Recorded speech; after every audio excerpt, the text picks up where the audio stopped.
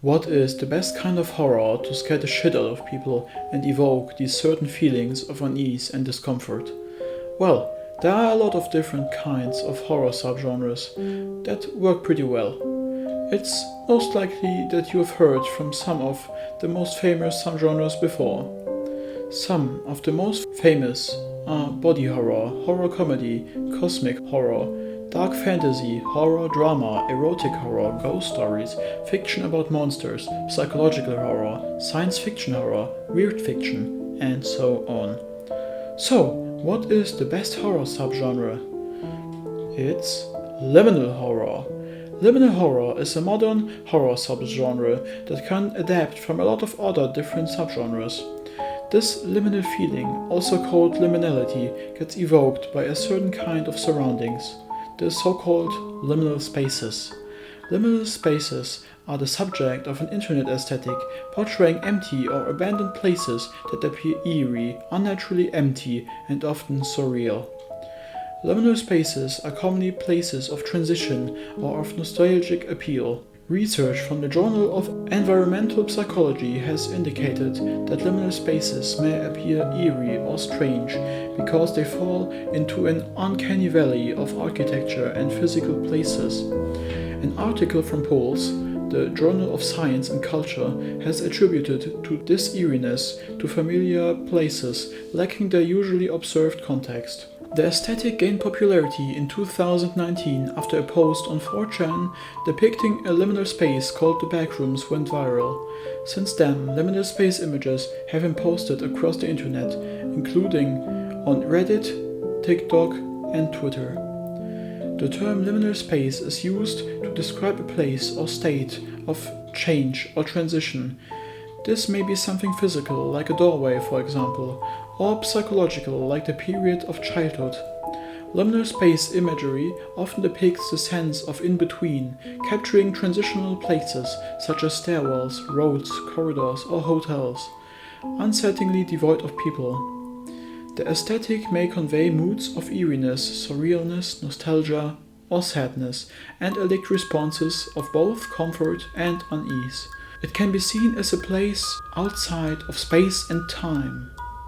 Images depicting liminal spaces gained popularity in 2019 when a short creepypasta of unknown origin was posted on 4chan and went viral, as I already said before. The creepypasta showed an image amplifying a liminal space, a hallway with yellow carpets and wallpaper, with a caption purporting that by no clipping out of bounds in real life, one may enter the backrooms. An empty wasteland of corridors, with nothing but the stink of old moist carpet, the madness of mono yellow, the endless background noise of fluorescent lights at maximum hum buzz, and approximately 600 million square miles of randomly segmented empty rooms to be trapped in. You have unlimited possibilities using this kind of horror for video games, for example, or even for movies. The best thing is that it's unpredictable and you can't really tell what might happen next. It's not like a classic jump scare, which might be effective in a certain moment, but gets really boring and annoying if you overuse it. The liminal horror just persists endlessly and can even be extended into other subgenres if needed. In Dimension Omega, which is a horror game that is inspired by the Backrooms creepypasta, the liminal horror is used a lot to evoke the much needed liminality that is missing in a lot of horror games. Personally, I really wish for a backroom series that uses liminal horror because I think that it's a lot of unused potential. For those of you who don't know, Dimension Omega is a game that I'm currently developing, and I'm trying my best to create a liminal horror game which has never existed before. If you want to know more, check out my other videos about my game. In January 2022, a YouTube user called Kane Pixels created a video called The Backrooms Found Footage. This video gained nearly 48 million views until now, and it counts as the first backroom short film that was ever created. This also led to a huge popularity boost for the whole Backrooms creepypasta. Also, a lot of Backrooms Roblox games were created, and some people even released some Backrooms games on Steam that contain a couple of levels from the whole Backrooms franchise.